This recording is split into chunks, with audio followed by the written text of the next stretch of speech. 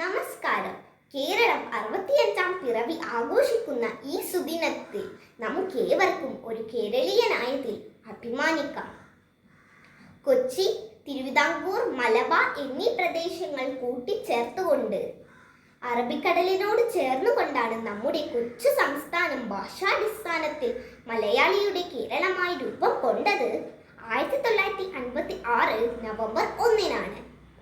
പ്രകൃതി രമണീയമായ കായലുകളും പുഴകളും അരുവികളും കാട്ടാറുകളും പച്ചപ്പുകളും കൊണ്ട് സമ്പന്നമായ നമ്മുടെ കേരളം ഒട്ടേറെ വിദേശികളെയും മറ്റും ആകർഷിക്കുന്ന ദൈവത്തിൻ്റെ സ്വന്തം നാടാണ്.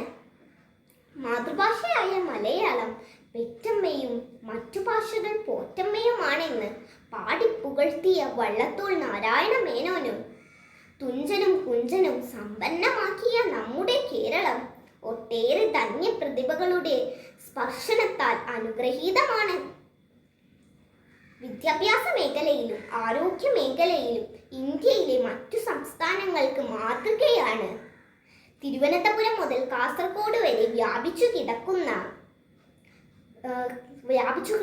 14 ജില്ലകൾ ചേർന്ന നമ്മുടെ കേരളം വിവിധ മതവിഭാഗങ്ങൾ മതസഹിഷ്ണുതയോടെ ജീവിച്ചുകൊണ്ട് കേരളത്തിലെ സാംസ്കാരിക തനിമ എക്കാലത്തും നിലനിർത്തി പോന്നിട്ടുണ്ട്.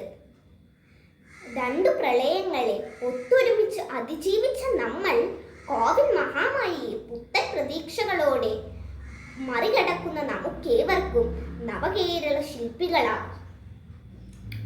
കൊതി തീരും വരെ ഈ മനോഹര തീരത്ത് ജീവിച്ചു മരിച്ചവരെ എന്ന കവിവാക്യം ഏറെ അർത്ഥവത്താണ്.